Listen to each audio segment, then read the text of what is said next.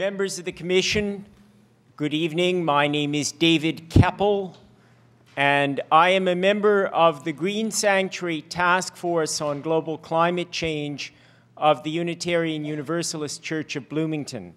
And I am reflecting concerns that we have, although in my precise remarks, I'm speaking as an individual. In my specific remarks, I'm speaking as an individual.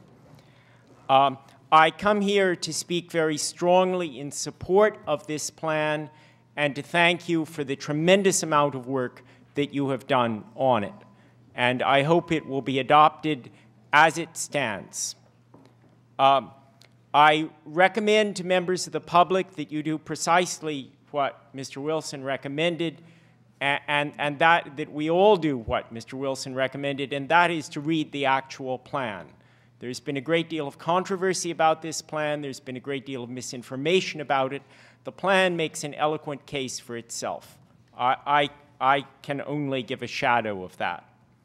The reason for a comprehensive plan is simply that a community, just like a family or an individual, has various purposes, but it's only when we look at those purposes in relationship to each other that we are able to keep them from being contradictory rather than complementary.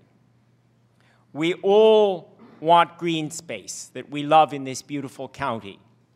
We all want services such as fire, police, and ambulance.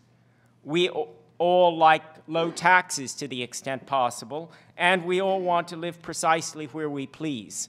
The problem is, as the plan points out, that these purposes require harmonization rather than simply happening at random.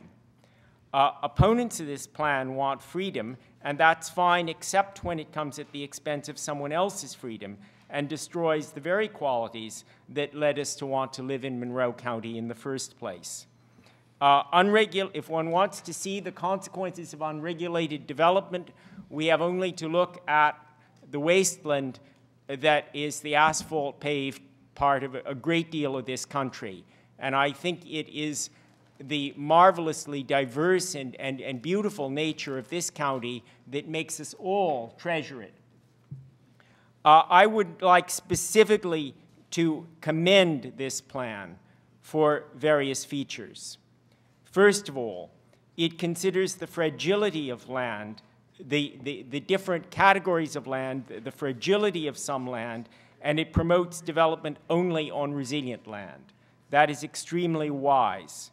It discourages building on excessively steep land. It should be noted that if you have a lot that has some steep elements to it, you're perfectly able to build as long as the actual building is done on land of less than 15% grade. It discourages new subdivisions in areas where it would be especially expensive for public services to be delivered.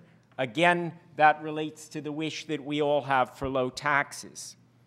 It recognizes the diversity of types of land that we have in Monroe County from the rural to the urban. And that has to do with preserving this wonderful diversity of the county itself. If one wants an example of the dangers of not looking at that, you only have to switch on the television news and look at the enormous expense that the government goes to, on the one hand, dealing with houses that are on the edge of fire zones in the west or on the edge of hurricane zones. We fortunately don't have those particular problems, but those are illustrations of the dangers of having building done without thought about the entire consequences, which become consequences not only for the individual landholder, but for the public.